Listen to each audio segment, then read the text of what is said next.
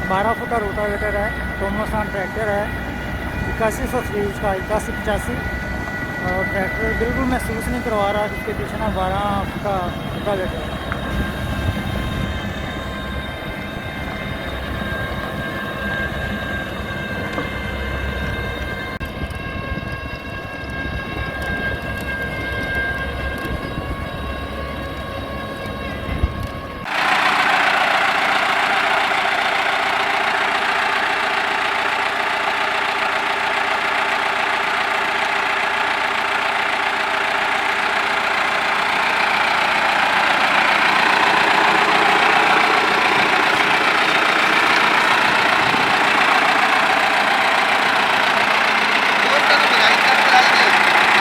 वो मैं करवाना देखें।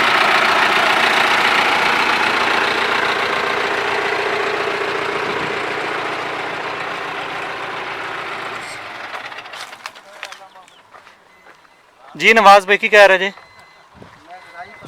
हाँ जी, गहराई कितनी है डिस्कां ते? 9 इंच। अच्छा जी, 9 इंच गहराई है डिस्कां ते। सही हो गया। 9 इंच तवे डूंगे जा रहे। ठीक है सर, चलाओ।